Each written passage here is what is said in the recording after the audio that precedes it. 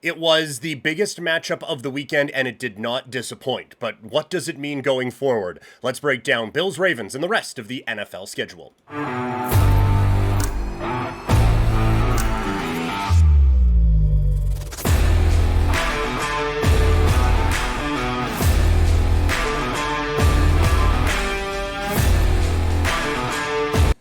What a game, as the Sunday Nighter absolutely delivered, with the Buffalo Bills winning a classic 41-40. For those watching live right now, I put in the chat, what was your biggest surprise from the NFL this weekend? Let me know in the chat. Keep those firing away. We have Toxic on Twitch saying, Bills coming back, LOL. And yes, no, I can only imagine the Bills Mafia, even out here in Calgary, watching at Mugs and all over. They had a big pub crawl that was happening. I can't imagine, after getting ready for Sunday night and having that game to cheer for, just incredible. One of the best games I have seen, not just in football, but in any sport ever. That was unbelievable drama right to the end, and you get both teams looking absolutely unstoppable. You get a fantastic comeback, and two of the best players in the sport living up to that reputation. Just every bit of it was fantastic drama. So let's dive in and start with the victors, as the Buffalo Bills looked insane at various different points. 17 points in the last 4 minutes of this game to seal away a 41-40 win over the Baltimore Ravens. And we've already gone too long in this not to have mentioned how unbelievable Josh Allen was in this game. He was so dialed in at so many different points. And like the conversation at the beginning of the year, I guess this is technically the beginning of the year, but the beginning of the offseason, I guess, was like, Patrick Mahomes, is he still the guy in the NFL? And my thought, and I still hold this, is that someone needs to take the belt away from him. And you don't do that in week one, but this version of Josh Allen could do that. This is the type of performance that gets you into the conversation of not just the best quarterback in the league, but the best player in the NFL. And I'm sure his MVP odds shrunk significantly this week as he goes out and puts on just the performance of a lifetime and saves his biggest moments for when his team needed it the absolute most. Incredible stuff from Josh Allen. And again, smart when to run, picking his spots really well and utilizing his weapons, extending the plays and picking up some big first downs when he needed to, using his legs, using his incredible arm talent, just showing off every bit of the amazing skill set that has people very excited about where this Bills team could be. And for me, a little bit of vindication with the breakout call on Keon, Coleman and Dalton, Kincaid. Those guys stepped up in big time ways, in big moments. Keon Coleman, I think specifically, had a very big game, and that is the type of weapon that this team has been missing. And if he can continue to develop into that sort of a thing, this team becomes all the more dangerous and all the more intriguing when we're talking about a Super Bowl champion. But to be able to come away with those performances, how do you not feel like this is a dominant football team in this league? Obviously, some holes on defense. They give up 40 points. I don't think we should judge anyone's defense based off of how they play the Baltimore Ravens. Now, odds are they're going to have to face the Baltimore Ravens one more time, probably in January, to get to ultimately where they want to get to, so the defense does have to round into form by then, but that is a difficult test for your first week of the regular season. So I'm not going to judge a whole lot, but there were too many holes in the passing game, and obviously the run defense was a problem. Derrick Henry had some fantastic runs, but that one where he bounced it to the left side and took it down the field for a touchdown, that shouldn't happen. He shouldn't be able to outrun all of the angles and all of your pursuit in that way. So there are some things that, even though it was against one of the more dynamic offenses in the National Football League, there are some things that you need to kind of tighten up. And to their credit, they came up with a couple of, finally, but they came up with a couple of big stops when they needed late in that game to help give their offense a chance to win the football game. On YouTube, the title of this is, Are the Bills the Team to Beat in the NFL? I still think when you look talent for talent across the board, the Philadelphia Eagles have the better football team. And I mean, my preseason pick was the Green Bay Packers. Didn't see anything in week one to scare me off of that pick. But when you are looking at the Bills and how they can execute, and just it's that guy at quarterback, Josh Allen. And now if he has Keon Coleman turning into a real weapon the way he is, then all of a sudden you do have to put the Buffalo Bills legitimately into the title tier. So are they the team to beat in the NFL? I don't know if I will go that far just yet, but they are certainly, I think, the best looking team in the AFC coming out of week number one. All due respect, of course, to the Indianapolis Colts. On the other end of it, heartbreak for the Baltimore Ravens. This was such a dominant offensive performance until the end part of this game. That, like, they looked unstoppable. They really did. Lamar Jackson, I know that, oh, he's not much of a passer. And the passing numbers aren't exactly the same size as Josh Allen's, but I thought as a passer, he looked really effective and was just kind of picking apart this Buffalo Bills defense. And of course, the sports talk thing to do, and the one that, honestly, it would have got me more clicks probably on this today, is to come on here and be like, see, Lamar Jackson proving why he's not a championship level quarterback. And I can't imagine sitting down and watching 60 minutes of that football game and coming away with a negative thought about Lamar Jackson and the Baltimore Ravens. They looked great. Both of these teams looked like Super Bowl contenders and looked Super Bowl caliber. I didn't come away from this thinking, man, Baltimore still can't get it done. I come away from this thinking this Baltimore team is legit, and a big part of it is the quarterback that they have. I thought he was great, and I think anyone putting an ounce of this loss on him is utterly insane when you see how dangerous he was in the run game and in the passing game and all of it. He was just so effective.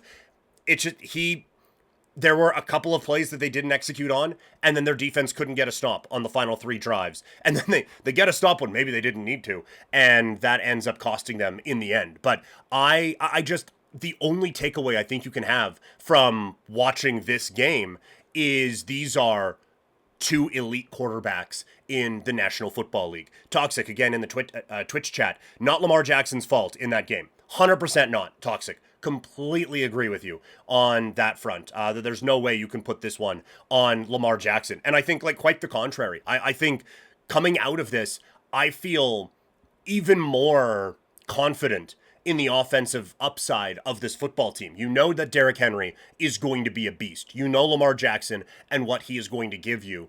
The leveling up part is, I think, Zay Flowers. I thought he had a fantastic football game, and he looked like the number one receiver that this team was hoping they found when they drafted him a few years ago. I thought this was a leveling up performance for him. I really did. So a big time performance for this offense. And again, defensively, they gave up 41 points.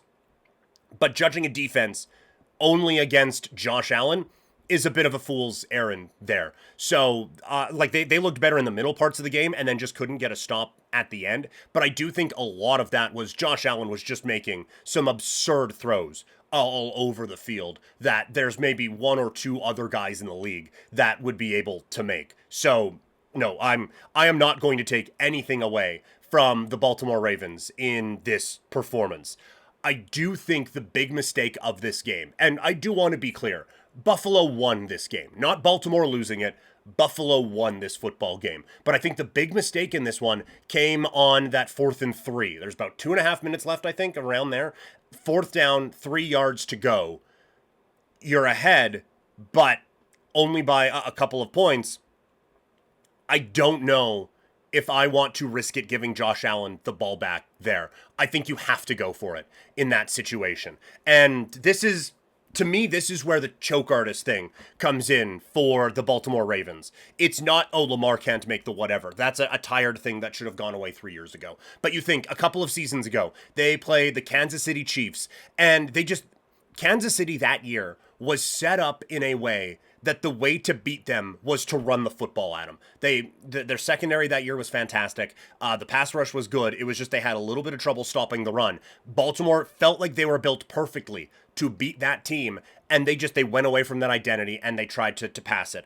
Last year, it was a tough drop at the end that ends up costing them. And then this year, I think it was a mistake from the coaches that ends up costing them. So 2 of the 3 years, I think it was coaching decisions and game plan strategy that ended up hurting this team. They have done a good job of building this identity around their MVP quarterback in Lamar Jackson. The issue is these guys still default to old classic football stuff when the game is on the line. And I just feel like if you're going to have this identity, you have to be this identity. Not just in week number 3 against Cleveland, not just when you're up by 15 against the Raiders in the fourth quarter, but every single decision needs to go through the filter of the identity that they have set as a football team. When you look at what they have on offense with Lamar Jackson, with Derrick Henry, and like we said, Zay Flowers, I think, stepping up, and Mark Andrews, who, yes, it was not the most reliable moment at the end of that matchup with the Buffalo Bills in the playoffs last year, but he's still a reliable target. For 4th and 3, this offense and this roster is basically built to be able to get you 4th down and 3. And I think they just went to regular football logic instead of we have like the best 4th down and 3 best or second best 4th and 3 quarterback in the NFL. Let's do this thing. So I feel like it was just a mistake, and they are 99.9% bought in on this identity. It is just the biggest moments in the biggest games that they go back to old reliable football stuff, and that's not what this team is. So I thought it was a mistake to do that. Like, you look at how amazing Josh Allen was in this game, and to see how dominant they were, I don't know if it would have mattered giving him the ball at the 45-yard line or punting it and giving it to them at the 20 or the 15 or the 10 or the 5.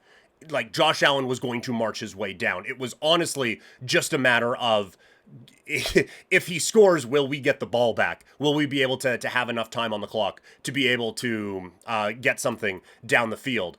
Or let's execute on 4th and 3 and win this game. I don't think in that instance, I think you have to do everything in your power to not give the ball back to Josh Allen. And if you get stopped on 4th and 3, it's not like you guys stopped him at any point on that drive anyway. So it gives you a better chance of getting the ball back, honestly. I thought it was a mistake on the Baltimore Ravens side, and a tactical error that ends up costing them what is an absolute classic. I saw someone on social media say, I would forgive the NFL if they were to rig things so that it was Buffalo against Baltimore again in the playoffs. And I agree. Like, whatever format we need to make so that these two teams play, I don't even want to see them against anyone else in the regular season. Let's just do 16, 17 games of these two teams playing each other, and then we'll get to the playoffs and figure something out. That's how good this game was. So I don't think you can go wrong with either of these teams. I think you have to feel really, really good about where both of these teams are going forward now in the AFC playoff picture. That wasn't the only game on the NFL schedule, though. It was an interesting week. And just another quick note, we kind of talked about it in the pre-show on Friday. Last year it took offenses a bit of time to really get going. And so we talked about it on the pre-show on Friday, but I don't know if we really leaned into it as well as we should have. Unders were very much in play this week across the board, and I think that's something we maybe need to look at going into next week. Now, one of the games that we did pick the under on, both teams almost went over the 38.5 total, and that was Steelers against the Jets. And very selfishly, I was annoyed by this football game. If you watched any of the preseason shows that we did, a lot of my talk was how the Jets are going to be improved because Justin Fields is an improved version of what they had last year in Aaron Rodgers. And that was the one that got the most comments on YouTube. It got the most attention on social media, all of that stuff. And so this one was obviously kind of a big one for that take, with Fields going head-to-head against Aaron Rodgers. And I know that Aaron Rodgers wins this football game. I guess more specifically, the Pittsburgh Steelers won this football game. But I still stand by what I said. I thought of the two quarterbacks, I get that one of them got the win. Of the two quarterbacks, if you just watched that game and didn't have the score bug up there, I'm picking Justin Fields. I thought he looked like the better quarterback on this day. I really did. He looked so much better than what he looked like in the preseason. Like, the accuracy was there. a couple of decisions that he didn't make that cost them. That fourth down where he's scrambling around, he throws it over to Garrett Wilson, who gets drilled by Jalen Ramsey to end the football game. He had the first down, and I get you want to save that timeout so that you can rush the field goal unit on, but you have to get to the field goal unit. I think in that spot, he is a running quarterback. He had the 3 yards ahead of him. Run, slide, timeout, and try to set up your offense to be able to set up a game-winning field goal with a few things to the outside or something. Because it like just that pass, it wasn't going to it was going to get the first down if he could hold on to it, but Ramsey was right there. So even if Wilson's able to hold on, it's still a tackle in bounds, and you are still in the situation where you have to scramble to take the timeout or get the field goal unit on or whatever. So I thought it was a tactical mistake there, but overall, I thought the use of his legs was good. I thought the rest of the offense looked pretty effective. Breece Hall looked good. Braylon Allen looked solid, and Garrett Wilson was really strong in the passing game. So again, maybe it's just me being take committed. I don't feel like I come out. I was prepared to watch that game and think, yeah, I missed it. I doubled down and doubled down on it, and I missed that one. But I genuinely don't come away feeling like I was wrong on the Jets on that one. And I don't think I'm wrong on Aaron Rodgers either. He was okay, but it annoyed me. And you knew it was coming, but it annoyed me on Sunday Night Football, where it's stellar debut for Aaron Rodgers, where he had 244 yards and 4 touchdowns in the win. It's like, man, they won this game because the dumbass on the Jets fumbled a kickoff and DK Metcalf catches a Plinko ball over the middle, which is so both Steelersy and Jetsy, where you have of course, a bounce is going to go the Steelers' way. And of course, a bounce is going to go against the New York Jets. So maybe that is my biggest mistake in being a little take committed on the Jets this year. It's not that I made the wrong call. It's that I now have to endure Jets football all season. So there might be a little bit of that. But I didn't come away from this game being like, oh man, Aaron Rodgers is back. I do think that, the big concern, I guess, for my Jets take would be the defense didn't look great. Aaron Rodgers made a lot of wide open throws, and that's good for him. I couldn't, so good for him on that. But I don't think he did anything exceptional to win this game. I think there were some breakdowns in coverage for this New York Jets secondary that allowed some big open plays, and then a couple lucky bounces went their way. So no, I am not going to stand down on any Justin Fields or Aaron Rodgers take after this one. And then this is why I get frustrated with Rodgers, and maybe it is something that kind of clouds the judgment on him. But after the game, saying it just felt good to beat the entire Jets organization. As if, again, he was the one who was wronged.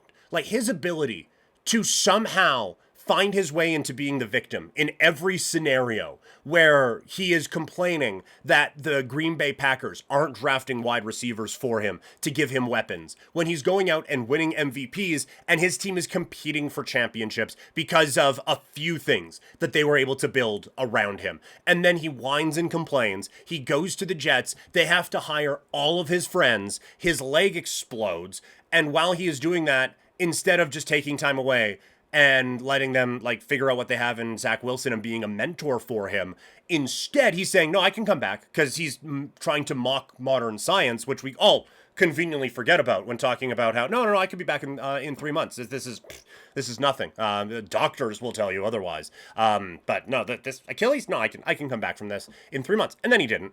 And still, instead of being, again, supportive for this young quarterback, he has to be a distraction. He has to be in the spotlight.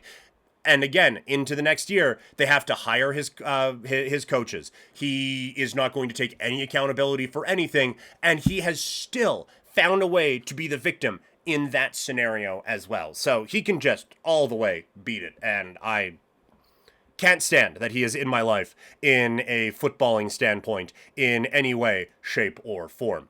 Let's move to a different game, shall we? The Cincinnati Bengals with a 1-point win over the Cleveland Browns. And this was another one where I was concerned about the Bengals coming into the season. They did not squash my concerns one bit. This did not look like a good football team. On offense, they couldn't get anything going. Myles Garrett was a game wrecker here, and every concern you had about the offensive line rings true here, because they were not able to protect Joe Burrow in this matchup. And to only get 17 points against the Browns, That's not great. And again, it's taking these offenses some time. And I'm not going to sit here and say the Bengals are going to be able to trade away the Arch Manning pick or anything like that. But this was not the game that would make you think the Bengals are a real contender in the AFC. Forget that. Even in the AFC North. Like, watch that game and then watch the Ravens and tell me that these two teams are on equal footing right now. That's just simply not the case. And, like, to win this game, they had to get very lucky again. And look, I've said that about a couple of teams now. You still have to take advantage of other teams' mistakes, right? Like, it's not just, oh, well, lucky, guess they suck. You still have to be there to take advantage of it. And they were. It's a couple of passes from Joe Flacco that he makes the mistake of hitting his receivers in the hands. And so Judy goes to catch it and tips it up in the air, and it's intercepted. And then same thing, Tillman is going down for a pass, tips it up in the air, and it's intercepted. And they were talking about, oh, inaccurate pass for Joe Flacco. It's like, really? Like, if that is completed, the announcers are talking about, oh, just put the ball in the only spot his receiver could get it. Veteran play from Joe Flacco. So a bit of playing the results on that. But you get 2 turnovers like that, and then the kicker missed 4 points worth of kicks in this game to help the Bengals seal away a win. So I do not come away from this game impressed at all with Cincinnati, and any concerns I had are kind of magnified about them more than anything else. Toxic again in the Twitch chat. Bengals, a flawed team. They have some stars, but the supporting cast is bad. Yeah, like they have Burrow's a star, Higgins is a star, Hendrickson's a star, Chase, and then Brown is getting there. But after that, there is nothing on this roster at all. So if they played like that against most other teams in the AFC, they would have lost that football game. It's just they had the good fortune of taking on the Cleveland Browns. A major statement was made this weekend with the Green Bay Packers annihilating the Detroit Lions in week number 1. And again, it's a lot of confirmation bias from this game. There were quite a few people who were picking the Packers as a Super Bowl team. And I will say, I was one of them. I made the pick before Micah Parsons. There's radio proof of it, although you can't find it on this site, unfortunately. There's radio proof of it anyway, that I had the Packers going to the Super Bowl. They looked like a Super Bowl team, didn't they? Like, that pass rush was a problem all game. That run defense was really, really strong. The secondary that they had a couple of times where it didn't look great, but overall, like, that defense looked great. And then the offense was getting anything they wanted. Jordan Love missed a couple of passes early, but when he got in a rhythm, it showed why everyone has such reverence for this football team. I thought they were coached very effectively. I thought they executed perfectly, and all sides of the ball looked really, really strong for Green Bay. So that this was an absolute statement, and it is not going to slow down any Super Bowl hype around this team. And that's with Micah Parsons dealing with some back problems. He's going to look better as the season goes on. That is a scary, scary thought. On the Lions side, again, they were a team that I was very concerned about coming into this season, and this one isn't slowing it down. And again, it was the problems where we talked about. Ragnow, their Pro Bowl center, retired right before training camp, so they didn't have an opportunity to go out and get much of a replacement, and they got beat a lot. The run game was not effective. Goff did not have a lot of time, and they, losing the top offensive coordinator in the sport, I think really set them back as well. And so I think the brain drain and the talent drain out of that place is going to be a problem for Detroit. Now, much like we can't really judge Buffalo and Baltimore too negatively based on who they were playing, I think the same goes for Detroit. I think this was a really tough draw to start the season, but they're going to need to show something real quick, or there's going to be a lot of questions being asked about what was really the main source of the success that the Detroit Lions were having the last couple of seasons. Another all-division matchup in the NFC, the 49ers taking on the Seattle Seahawks. A close football game, not an overly effective football game until the end, and it's San Francisco coming out on top in this one. This was not the masterpiece that I think Brock Purdy would have hoped for, coming off of the big contract, losing a few weapons, and okay, this is your team now. Let's go. There were a few throws that didn't look great, and even the one that wins it to the big tight end who had never caught a pass going into today, that looked like it was going to be a pick. until the last like 4 seconds. And then the dude just is able to get a paw in there, steal away an interception, get a touchdown, and help them win that game. So Purdy wasn't as dynamic as you would like, but the big story here for San Francisco is Christian McCaffrey looked good and looked very effective and comes out healthy. Didn't look like there were any problems with him. He looked like CMC once again. And if they can get that for 17 games, this team is going to hang around in the NFC picture. There's no question about it. Concern about Kittle. We'll see what the injury is going forward. Ricky Pearsall has a couple of his big moments. You could see that this team was missing something, and Debo gets a touchdown for the Commanders. We'll talk about them in a little bit. Ayuk is out with an injury right now. It was noticeable. I think Pearsall is good, and I stand by him being a very good fantasy option this season, but he's not a number one yet, and I think we are seeing that now with him. But they looked good, and I thought defensively they looked pretty strong as well. For Seattle, the defense looked a lot better than I was giving them credit for in the preseason. That was one of the ones where I was like, man, I missed on that a little bit, because I'm down on Seattle coming into this year. And the concerns were the offensive line, the loss of weapons on offense, and the downgrade from Geno Smith to Sam Darnold as your quarterback. I did not factor in that this defense is going to take a step forward because it is very young and very well coached. And that was obvious in this game. They were great. A couple of misses at the end. I think it was Wooten on both, who mistimes a jump on a pass to Pearsall. He had that picked. He had read it, he broke on it, he was there, and then he just, the controller glitched on him for a second, and the ball sails over his head, and Pearsall has a big play down the sideline. He was in perfect position right up until the moment he wasn't, and he just lost it. And then at the end, he is wrapping up an interception, and the tight end cuts in front of him and gets the play and ends up winning the game. So they made very big plays throughout this game. They just couldn't get that one more at the end to put this one away. But that defense is going to be a problem for teams all season. There's no questioning that in my mind. Up next, you get the Tampa Bay Buccaneers taking on the Atlanta Falcons. And Baker Mayfield, this was one where it was close all the way through, and you kind of knew it was going to come down to the end. And then Mayfield leads a fantastic drive to wrap up the day, hitting a perfect pass to Ibuka for the game-winning touchdown. And that kid looks legit. That kid looks like every bit of hype people were throwing at him in the preseason is deserved. He looked really, really strong as the number 2 pass-catching option for the Bucs. I don't want to get too hyped on it, but there is a legitimate chance this kid is a number 1 wide receiver at the end of the year. He looked so good. And the offense looked good as well. The running game, it took a little bit to get going, but I thought they were great. And then defensively, they made their stops. I mean, they hold Atlanta to 20. On the Atlanta side, this was a problem last year where they were able to get a few things going, and just that last stop that they needed, they couldn't get it. I don't know how in that situation you're burned deep. When Tampa Bay is going for the win and you have nothing back there. It's one-on-one coverage. I get he's the rookie, but still, that is the one area you can't get beat, and Atlanta got beat there. So that's a bit of a schematic issue for Atlanta, again, not being able to get the big play there. I come away from this game also quite impressed with Michael Penix. He looked good. He picks up where he left off last year. They couldn't get the one stop at the end.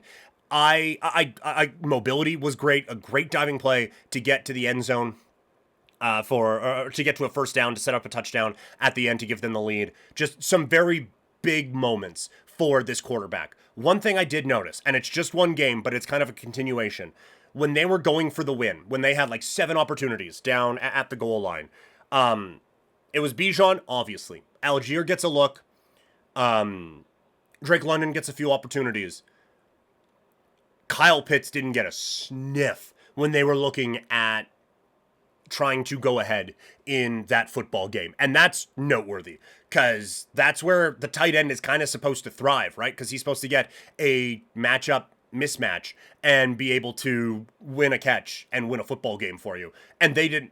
It wasn't even a consideration looking toward him in those spots. So as someone who I think kind of fell too far in drafts, I ended up with him on a couple of teams, and that was a shit moment where it's like, oh, this isn't going to work.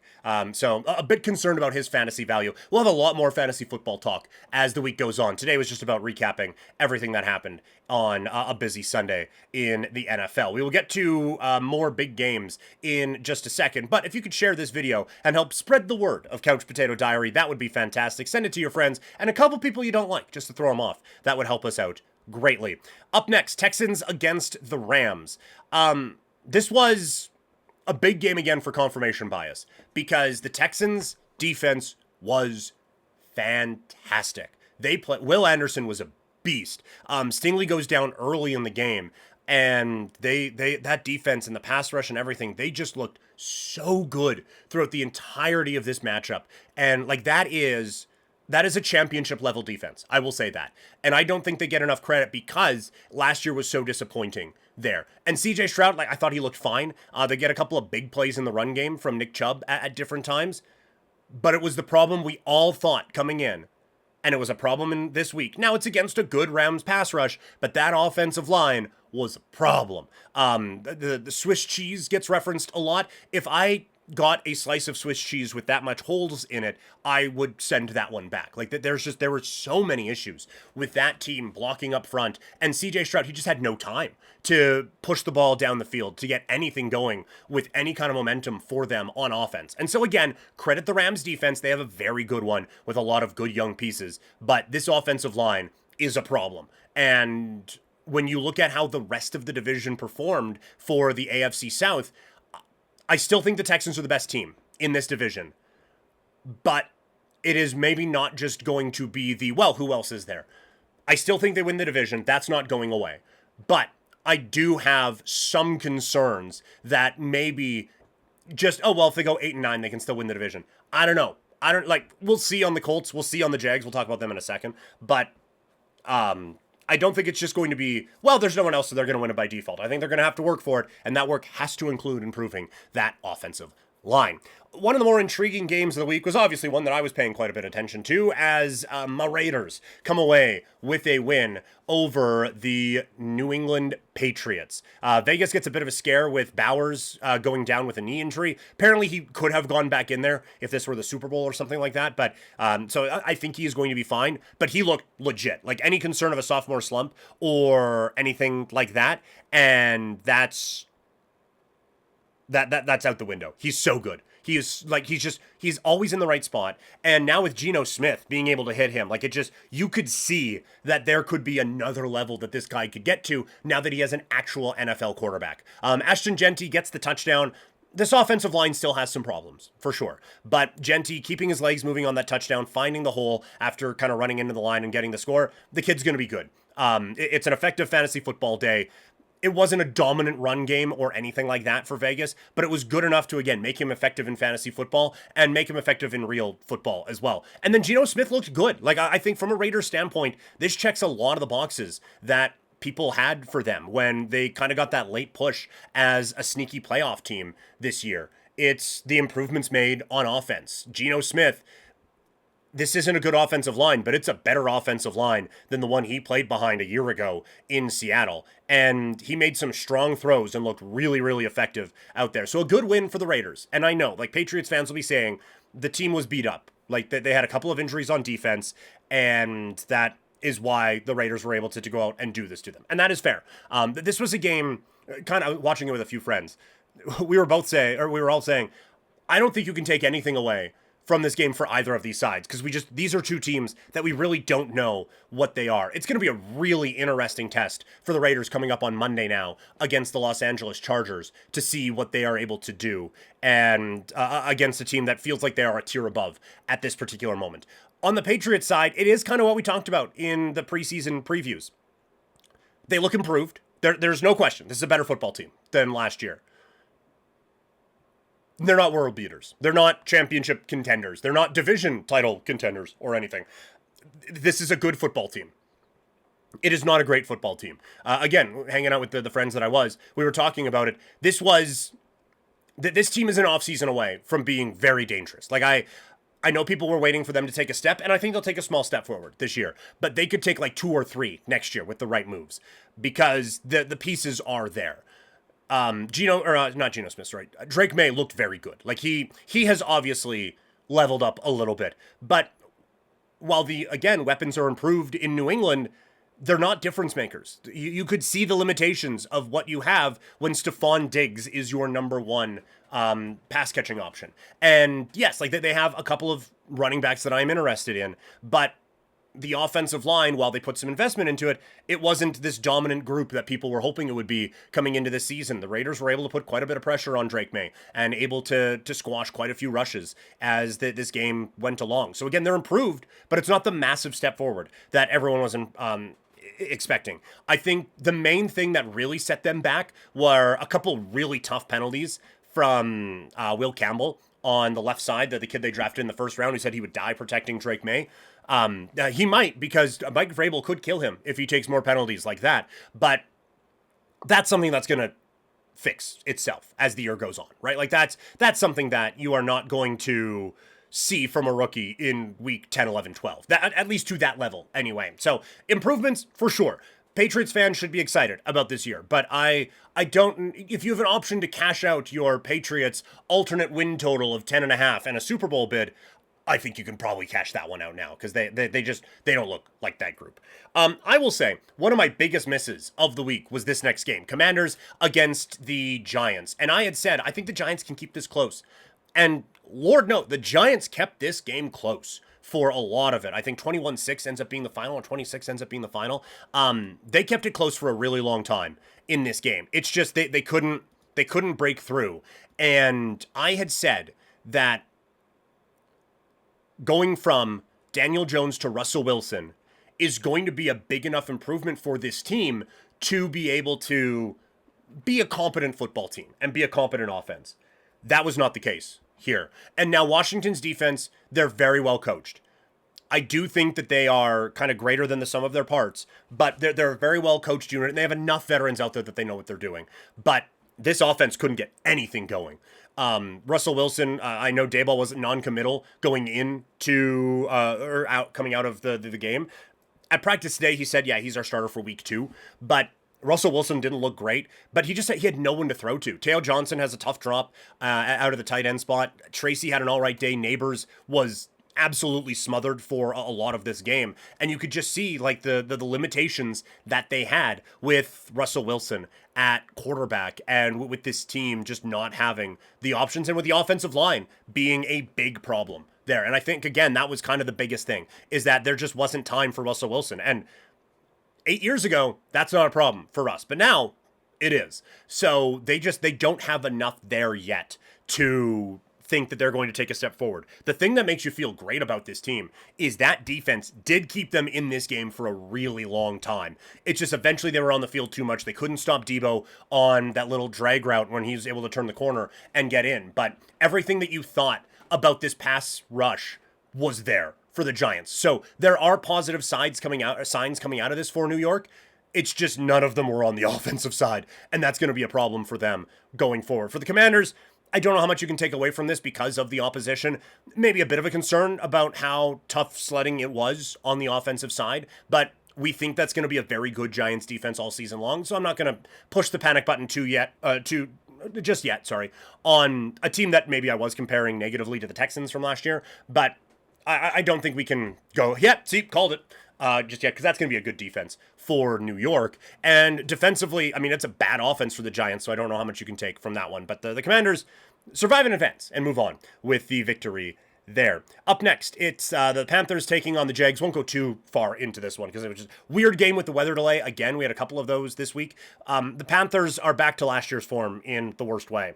Like Tedero McMillan had a couple of moments, but Young, they couldn't get the offense going. The offensive line was not great, but it just that this did not look like a team that was taking a step forward. And then every problem they had on defense came out here. So this was back to, Carolina's a bad football team. And any kind of optimism you may have had around the way they closed last year, I think a lot of that's gone already coming out of week 1. For Jacksonville, they played strong on both sides of the ball. They beat a bad football team.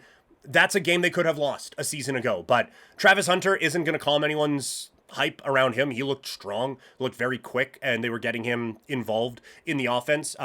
From a fantasy standpoint, didn't really seem like any running back really stood out above the rest, and Tootin actually got quite a few looks as well. So that's going to be a situation, I guess, to monitor going forward. But Jacksonville looked fine. We'll see what they look like against better football teams, but that was the type of start that this team really did need it, although I don't think it's one that we can really definitively say we learned a whole lot about. Titans against the Broncos, we said going in, it was a tough draw for Cam Ward to go up against this defense to start your year. Some signs. I thought, like, defensively, they played really well. They were able to limit Denver quite effectively and keep them in this game. And honestly, they should have had a chance to win this game. But late in the game, when they had a chance to get a stop, it was forcing like a third or fourth down. They got a stop, and then Simmons, who was their best player on the day, came in and just had a shove late. And it's a misconduct, 15 yards, first down, and that was the ball game. They couldn't get the stop after that, and Denver was able to come away with the win. But for Cam Ward, a couple plays where you could see, like, oh, I could get away with that against Virginia. I can't get away with that against the Denver Broncos. A couple of ones where he would scramble. He took them out of field goal range on back-to-back plays at one point, third or fourth quarter. It's mistakes you can't make. Now, it's good that he didn't throw the interception, but it's bad that he turned a 5-yard sack into a 15-yard sack and then got sacked again on the next one. So some growing pains for sure, but it was not Will Levis levels of costing them the game. I thought Pollard looked solid. Ridley looked pretty good. It did feel like they were one pass catcher short, but that offense is going to come around. So, like, I don't think the Titans are going to be picking first overall again this year. I think there are enough improvements. That was a really good defense they faced. They're going to have to win a lot of games 18-17 this year, but I think they do have a defense that can do that. On the Broncos side, I do think you have to throw up a little bit of caution with them. They were everyone's fancy pick to win the AFC West, and it didn't look great on offense. Like going in, it was, well, they got Mims, and you pair Mims, and like Sutton can be a number one, it's fine. And then you watch it out there, and like Sutton was okay, but again, they felt a playmaker short, and no one in the run game really stepped up. And Bo Nix, I don't think leveled up or anything like that. He's fine. He's solid. They come out of there with a win. I think the Titans defense is going to cause some problems for teams this year. So I'm not going to write off the Broncos or anything like that. But this was a game where they had too much trouble with an opponent that picked first overall a season ago. So they are in kind of a wait and see mode on that one. Now, Dolphins, not wait and see on this. We had said coming into the year that this looked like a team that could be really bad. And that checks. Now, that was the worst performance of any team this weekend. They play like that, they are not beating any other football team in the NFL. The offense was atrocious. They couldn't get anything going. Defensively, they had no answers at all. This was a pathetic performance for the Miami Dolphins. And, like, the Colts took advantage. The Colts are not that good of a football team to do that to anyone. It's going to be tough to get a read on them, but like the defense looked more aggressive and came up with a couple of big plays. Loved that our boy Latu, we said was going to be a breakout player. It wasn't necessarily in the interception game that I thought he was going to do that in, but I mean, when you can get to the quarterback with one, then okay, we'll put the guy back and hey, look at that interception. Why not? Like they were just toying with him. They absolutely dominated every inch of this football game. I do think more of that is how bad the Dolphins were compared to how good the Colts are going to be, but yeah, it was a really bad game and a good step, I guess, for the Colts to be able to do that to anybody. Last one we want to talk about from Sunday was Cardinals against the Saints. Again, the Saints are a bad team. Also, never wear those jerseys again. Just don't. Those were horrendous. I don't know how you can screw up black and gold as a team in New Orleans, but they found a way. That was like, I get there, sit down, red zone flips for the first time, and an audible ugh comes out of my head watching that on the screen. And then they had the football team to match. Like it's so clear they just don't have a lot of good players. Like the offense is so bad and so stuck in the mud. Defensively, there wasn't a whole lot there either. It's not a good football team. We knew it wasn't a good football team. It's not a good football team. Now, another one of the ones that it's like, I overshot. I had Cardinals to win the NFC West. I do not feel good about that pick one game into the season. They looked bad. That that is not a Saints team they should have had that much trouble with. Now, there are some positive signs. The defense looked very strong, but you should against Spencer Rattler. But Marvin Harrison Jr. looked like a dog in this one. Like, he obviously spent a lot of time in the offseason lifting things up and putting them down. But he looks like he has taken a step. And Benson was just as involved in the run game as James Conner is, and that, like, they have dynamic weapons on offense. It was a slog to get anything going there. So they are one of the teams that I kind of raised the flag on a little bit. Cards concerned me a touch. Sorry, from the chat, Toxic. Tyreek Hill's still going to be a Dolphin by the end of the season? No, I don't think so. No, I don't think Tyreek Hill is going to be a Dolphin at the end of the season. I don't know if Michael McDaniel is going to make it to November as the coach of this football team, but I would get, when you see the amount of wide receiver needy teams that are out there, I think Tyreek Hill is going to be moved here at some point. I don't think it's going to be a lot. Like, I could see... The one that I could see, and we'll talk about them in a second. I guess this leads into it. We're going to talk about Friday's game here. Kansas City Chiefs taking on the Los Angeles Chargers. Chiefs deal with another injury at wide receiver. And this was another one where it was obvious they were at least one playmaker short in this game. They know Tyreek Hill well. And they obviously are willing to overlook a few personality quirks, shall we say, very dismissively. They brought in Kareem Hunt again. And they had let him go the first time because Kareem Hunt did some bad dude stuff. Tyreek Hill continues to do bad guy things. But Kansas City, I could see as a team that would overlook that again and try to make that a thing. So, do I think that the Chiefs trade for Tyreek Hill at some point? I do. That is, maybe it's too easy of a landing spot, but I could see, like, Chiefs send a third to the Dolphins for Tyreek Hill. Or, I mean, maybe you get a first-round pick out of the Dallas Cowboys for him. But I think it probably ends up being like a third or fourth-round pick, sending Tyreek Hill to the Chiefs and trying to get them back. Because, again, you watch this game on Friday, and Kansas City, it felt like they needed another guy. And I get they're getting another one back in Rashee Rice in a few weeks. And I would caution, again, I'm not saying they should. I wouldn't want Tyreek Hill anywhere near my football team. And I really don't want Tyreek Hill anywhere near my wide receiver who really has been walking a fine line in his first couple of years in the NFL, disciplinarian-wise. So I wouldn't want him there. You do understand that Rashee Rice is going to come back. And that was the whole gist of me thinking that this was still going to be a high-level team and an offense that was going to take a step forward was Rashee Rice is going to be there. He's a number one. Everyone slots in. Now, we will see what the injury is with Xavier Worthy. But, like, Hollywood Brown looked good. But Hollywood Brown looked like a number 3 wide receiver. Same with Juju Smith-Schuster. They have a couple of number 2, number 3 receivers as their number 1 and number 2. It doesn't work. And you could see they were missing it. I thought Mahomes looked excellent. I thought he was back to being himself, right? There was nothing there that was limiting him at all, except for the guys he was throwing the footballs to. I thought the offensive line had a bit of an issue. That's something I'm going to keep an eye on now, is that offensive line. We thought the draft picks that they made improved it.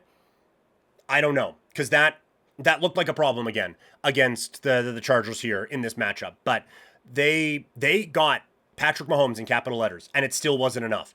And we talked all last year about how, yeah, they're winning these fluky games, and that there's a lot of luck went into that. They still make the big play at the big time. They didn't in this game. They couldn't get the big stop when they needed it, and they couldn't get the big play when they needed it. And it was a couple of drops, it was a couple of misses, just a couple of execution things that this team wasn't making when they were winning these close games before. So it's tough, but we will see how they're able to bounce back. On the other side of this, that Chargers team looks legit, man. Justin Herbert looks really good. And like he was going later in drafts. I know the reputation of this team is that they're going to be a run-heavy team. They weren't at the back part of last year, and they aren't this year. They were throwing the ball all over the yard against what's supposed to be a good Kansas City Chiefs defense. And now maybe that's it because this defensive line is very good. They are a difficult one to run against. So maybe it was just a strategic thing, but I would have my eye on a Justin Herbert if we're playing fantasy football. He looked he looked really good, and he looked very effective, and he looks like he has taken a step now, which is the last thing anyone in the AFC wants, because we just saw two amazing quarterbacks do battle at the end of the night on Sunday. But Herbert looks like the guy, and Keenan Allen, Ladd McConkey, all those guys look really solid around him. But the defense, I thought the defense played very, very strong. And I had said, like, I don't think they have enough talent on the defensive side, but they got a lot out of the sum of the parts this week, and we will see what they can do next week. They both of these teams, I'm going to keep a very close eye on as we go along. So that is the NFL rundown for week number 1. One more game to go. It is Vikings and Bears coming up on Monday Night Football, so we will break that one down for you guys tomorrow. Just letting you know what the schedule is going to be, I guess, NFL-wise for the season, and just streaming-wise, I guess, for the year. So obviously, card subject to change because availabilities and whatnot get altered. But the plan right now is to do live streams here on Monday, Tuesday, and Thursday. That's going to kind of be the flow this year. And for Tuesday and Thursday, we're going to be taping 2 podcasts that day, and they'll go out on the Wednesday and the Friday. So if you're listening in podcast form, you want to catch them early, best place to do that is live. It literally can't get more early than that. So that's what we're going to do there. We're always going to do the recaps here on Monday. Fantasy football talk is all back. We're going to do a lot of the fantasy football stuff on Tuesdays. Waiver wire, and then just some big notes, I guess, from the week, some key takeaways fantasy football-wise. And then, of course, the dumpster darlings are back for another season. So we'll go into that, talk about the Vampire League, where I suffered heartbreak this week in a 1-point loss to Gino. So really need a stat correction at some point here this week to get me across the finish line there. But we'll talk about all that. Wednesday, for podcasts, so Tuesday, is going to be Power Rankings Day. Run through all the teams in the National Football League and figure out where they rank. Thursday, we'll do a Thursday night preview, and then every Friday on the podcast, so Thursdays on the stream, we are going to do the full NFL preview, and those will get more in-depth statistically and all of that as the season goes on. So if there's anything you want to see more of or less of, let me know either in the chat when you're watching live, in the comments if you're watching after, or find me on social media at Primetime Klein to let me know what do you like, what don't you like from all the NFL coverage this year, because it is one of the staples of Couch Potato Diary, is just how fucking much I love talking about the NFL and breaking it all down with all of you fun folks out there. So that's kind of the plan, at least for now, with Couch Potato Diary this upcoming football season. And a reminder, if you missed any of this, we've been going for, well, I've been talking for basically an hour now, but if you missed any of this, it'll be available in podcast form on Spotify, on Apple Podcasts, or wherever you get your podcasts. So if you missed anything, or you just want to bring Couch Potato Diary with you wherever you go, you can subscribe wherever you get your pods.